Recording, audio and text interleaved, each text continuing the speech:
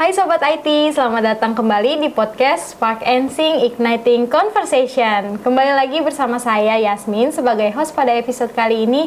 Dan kita akan membahas topik yang paling penting banget nih di dalam dunia kerja, yaitu PDCA atau Plan, Do, Check, Act. PDCA ini sebuah metode yang sering dipakai nih dalam manajemen proses dan juga continuous improvement. Sudah datang bersama kita hari ini yaitu Ibu Pimpi Marda selaku Business Operation Manager di Narada Code. Halo Bu Pimpi, apa kabar? Halo Mbak Yasmin, apa kabar juga? Alhamdulillah baik Bu. Oke, jadi kali ini kita akan membahas PDCA ya Bu. Betul. Sebelumnya PDCA itu apa sih Bu? Nah, jadi PDCA ini seperti yang Mbak Yasmin sampaikan tadi memang merupakan suatu proses untuk continuous improvement. Terdiri dari Plan, Do, Check, Action. Jadi suatu siklus quality management yang digunakan untuk continuous improvement sehingga membantu organisasi atau individu dalam meningkatkan proses kerja dan hasil kerjanya secara bertahap sehingga menghasilkan efisiensi, efektivitas, dan kualitas kerja yang lebih meningkat atau lebih baik. Oke, ternyata PDCA ini digunakan untuk continuous improvement gitu ya Bu ya. Oke, pastinya nih sangat penting ya untuk berbagai aspek kehidupan, nggak cuma di pekerjaan aja. Nah, jadi PDCA ini asal-usulnya dari mana tuh Bu? Maksudnya siapa yang menciptakan metode ini?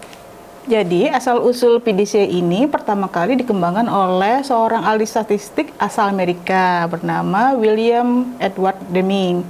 Dan PDCA ini disebut juga Deming Cycle.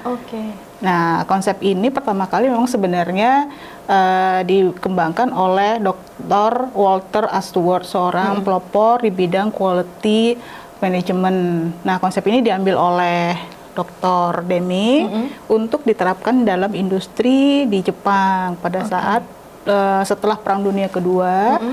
Saat itu industri di Jepang lagi porak-poranda sehingga Jepang perlu bangkit lagi untuk memperbaiki industrinya dan dengan cara menerapkan continuous improvement ini sehingga industri di sana bisa bangkit kembali dan menghasilkan produk-produk yang lebih baik seperti itu. Berarti setelah Perang Dunia Kedua ya Bu, cukup lama nih maksudnya metode ini dilaksanakan. Betul. Nah, kalau tadi Ibu mention kan kalau PDCA ini adalah sebuah siklus, berarti ada tahapan-tahapannya dong ya Bu ya? Iya, benar. Tahapannya itu apa aja Bu? Nah, seperti yang tadi udah disebutkan bahwa ada 4 siklus. Yang pertama itu plan atau perencanaan, kemudian do dieksekusi atau dilaksanakan. Kemudian tadi ada cek cek atau dievaluasi. Tadi setelah diimplementasikan, kita evaluasi, kemudian action atau act, kita lakukan tindakan perbaikan seperti itu. Nah, yang pertama tadi plan perencanaan, kita mengidentifikasi masalahnya dulu nih. Kemudian menganalisis problemnya apa, penyebabnya apa. Kemudian melakukan perencanaan solusinya seperti apa atau tindakan yang dilakukan seperti apa. Setelah perencanaan berarti tahap keduanya itu cek ya Bu? Do dulu. Ya, betul, do dulu. Sebelum cek harusnya do dulu. Oh iya, benar-benar. Nah, jadi di tahap do ini kita menerapkan apa yang sudah kita rencanakan. Jadi kita lakukan nih tadi rencana-rencana yang udah kita buat seperti itu Mbak Yasmi. Setelah kita implementasikan atau kita eksekusi rencananya, kita lakukan tadi cek. Nah, baru cek tadi kita tahap ketiga dicek itu kita evaluasi. Nah, kita evaluasi itu apakah tadi yang kita lakukan sudah sesuai rencana atau belum gitu. Seperti itu. Nah, dari evaluasi tadi, kan kita akan melanjutkan lagi ke action, melakukan tindakan perbaikan. Dari situ kita lihat nih apakah sudah sesuai atau belum nih dari yang kita implementasikan sesuai belum dengan rencananya. Kalau belum, apa nih yang menyebabkan kita kurang atau ada masalah apa gitu, sehingga kita lakukan perbaikan. Seperti itu Mbak Yasmin kurang lebih. Oke, jadi itu tadi keempat tahapan dalam PDCA ya, Sobat IT. Lalu saya mau tanya nih Bu, alasan kenapa sih banyak banget nih yang menerapkan PDCA ini? Ya, jadi memang ada beberapa alasan kenapa PDCA ini harus terus dipakai atau digunakan, walaupun sudah ditemukan sejak Perang Dunia Kedua, bahkan sebelum Perang Dunia Kedua. Nah, pertama tentunya tadi continuous improvement. PDCA ini memberikan kerangka kerja untuk perbaikan yang berkelanjutan terus-menerus, sehingga organisasi bisa merespon perubahan, meningkatkan prosesnya secara berkelanjutan. Itu yang pertama. Yang kedua, identifikasi masalah sejak dini. Jadi dengan siklus yang berulang, PDCA memungkinkan kita mengidentifikasi masalah di awal proses. Nah, sehingga mencegah masalah menjadi lebih besar di kemudian hari. Itu yang kedua. Nah, yang ketiga tentunya untuk meningkatkan kualitas dan efisiensi. Nah, karena dengan begini organisasi dapat mencapai hasil yang lebih baik. Karena kan dengan memanfaatkan sumber daya yang lebih efisien, mengurangi pemborosan, meningkatkan kualitas produk atau layanan. Nah, selanjutnya PDCA ini fleksibel gitu. Fleksibilitasnya ini bisa dengan mudah diterapkan di berbagai skala, dari yang terkecil yaitu individu, kemudian tim, kemudian organisasi yang lebih besar. Yang selanjutnya, alasannya kenapa PDCA ini diterapkan adalah pengambilan keputusan berbasiskan data, karena dengan PDCA ini kan semua harus diukur ya, jadi rencananya dicatat, pada saat waktu diterapkan itu juga dicatat, kemudian pada saat dievaluasi juga kita ukur nih, kemudian kita ambil tindakan berikutnya, seperti itu Mbak Yasmin. Ternyata banyak juga nih ya manfaat dari PDCA untuk organisasi maupun individu gitu ya Bu. Betul sekali Mbak Yasmin. Betul Mbak Yasmin, jadi PDCA ini menjadi alat penting dalam manajemen karena mengarahkan setiap tindakan ke arah yang lebih baik, objektif dan sistematis, sehingga pada akhirnya organisasi dapat meningkatkan daya saingnya. Itu. Ternyata dampaknya lumayan besar nih ya Bu untuk sebuah organisasi. Betul Mbak Yasmin, dampaknya sangat besar. Nah, PDCA ini dapat diterapkan juga pada level individu, baik secara dia sebagai karyawan ataupun secara pribadi.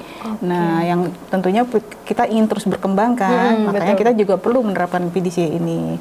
Berarti boleh dong Bu, sekarang kita omongin nih, gimana sih penerapan PDCA ini sebagai individu dalam keseharian Bu?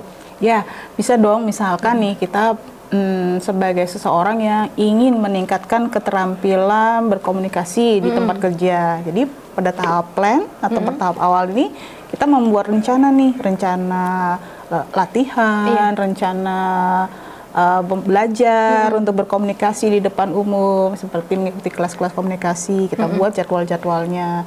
Nah, kemudian pada saat tahap do atau implementasi, kita tentunya ikut mengikuti kelas-kelas yang sudah kita rencanakan tadi atau pelatihan-pelatihan yang kita rencanakan tadi. Nah, setelah itu kita masuk ke tahap cek, evaluasi. Kita evaluasi nih latihan kita, belajar kita, apakah dapat meningkatkan cara komunikasi kita lebih baik. Gimana feedback-feedbacknya dari rekan kerja, dari audiens yang mendengarkan kita, apakah mendapatkan feedback yang lebih baik. Misalkan ada perbaikan, ya kita harus lakukan perbaikan itu. Seperti itu. Berarti pada tahap act atau tindakan perbaikan, ya tadi itu feedback-feedbacknya kita tindak lanjuti, kita lakukan perbaikan. Seperti itu Mbak Yasmin contohnya. Nah, kalau Mbak Yasmin sendiri nih punya contoh nggak untuk penerapan PDCA di kehidupan sehari-hari?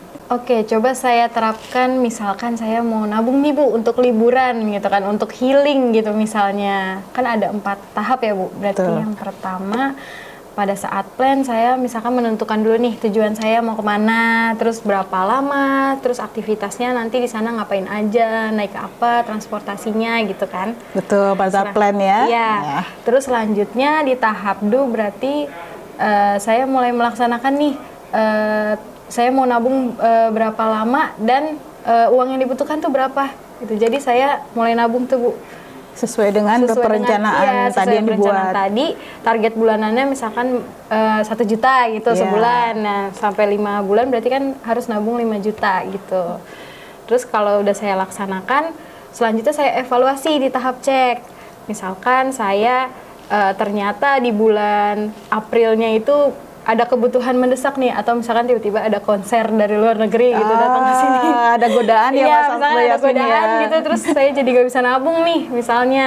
Lalu nanti itu saya evaluasi gitu, kalau memang kurang uangnya nanti akan saya tambahkan lagi di tahap yang gitu ya Bu? Betul, diimprove lagi. Apa ya tadi penyebabnya sehingga Mbak Yasmin nggak konsisten atau nggak Iya. disiplin gitu. Betul. Apakah terlalu banyak kebutuhan-kebutuhan yang tidak bisa ditahan seperti itu. Atau kebutuhan yang mendesak gitu ya Bu? Iya, seperti itu. Betul sekali. Jadi bisa diterapkan juga di kehidupan sehari-hari. Betul.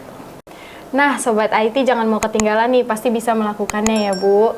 Oke, coba tolong dituliskan di komentar pengalaman Sobat IT dalam menerapkan PDCA ini dalam pekerjaan maupun dalam keseharian.